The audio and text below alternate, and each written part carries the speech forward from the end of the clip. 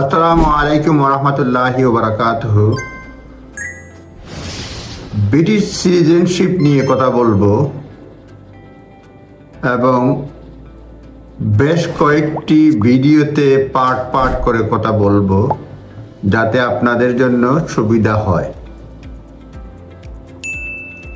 প্রথমটা হচ্ছে যারা ব্রিটেনের বাহিরে জন্মগ্রহণ করে তাদের জন্য, born outside UK on or after 1st July 2006।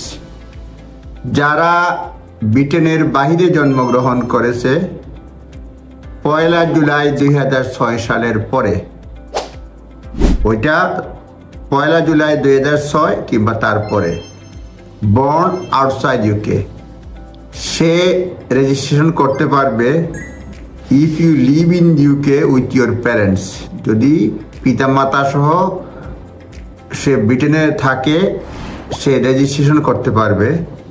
শর্তর মধ্যে রয়েছে আন্ডার 18 হতে হবে, mother or father was a British citizen when you are born, father কিংবা মাদার হতে হবে ব্রিটিশ সিটিজেন যখন জন্মগ্রহণ করে। You have lived in the UK with your parents for at least 3 years before date of application, and you can prove that your parents, you and your parents, মানে রিলেশনটা প্রমাণ করতে হবে, have not spent more than 270 days outside UK during 3 years, এবং were in the UK exactly 3 years before the day Home Office received your application।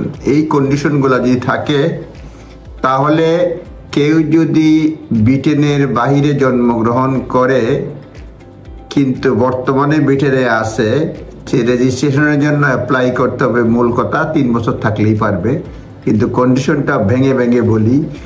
18 বছরের নিচে হতে হবে, ফাদার কিংবা মাদার ব্রিটিশ সিটিজেন হতে হবে সে যখন জন্মগ্রহণ করে আউটসাইড ইউকে। এখন পুরো ভিডিওতেই যাদের জন্ম আউটসাইড ইউকে 1 জুলাই 2000-এর পরে, 2006 সালের পরে, 1 জুলাই 2006 এর পরে, যেসব শিশু 2006 সালের 1 জুলাইয়ের পরে আউটসাইড ইউকেতে জন্মগ্রহণ করে এবং বর্তমানে ইউকেতে আছে, তারা ব্রিটিশ সিটিজেন হিসেবে রেজিস্ট্রেশন করতে পারবে নিচের শর্তাবলী পূরণ করলে। ইউ আর আন্ডার 18, বয়স হতে হবে 18-এর নিচে। Your mother or father was British citizen when you are born, তোমার পিতা কিংবা মাতা ব্রিটিশ সিটিজেন ছিল যখন তোমার জন্ম হয়। You lived in the UK with your parents for at least 3 years before your date of application।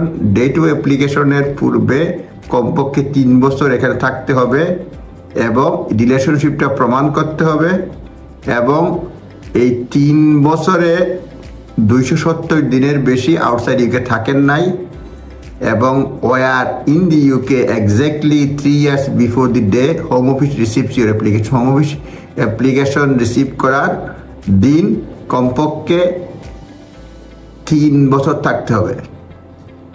আর যদি আপনার প্যারেন্টস ডিভোর্স হয় কিংবা লিগালি সেপারেট হয়, only one parent need to live with you in UK.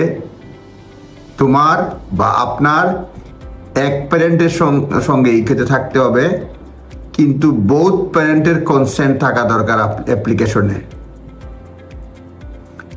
এই হচ্ছে one of the conditions born outside UK on or after 1 July 2006। আপনারা legal advice নেবেন, তখন আপনাদের বুঝতে সুবিধা হবে। আমি একটা গাইডেন্স দিলাম, আমার বোঝাতে কিংবা আপনাদের বুঝতে ভুল হতে পারে। ধন্যবাদ।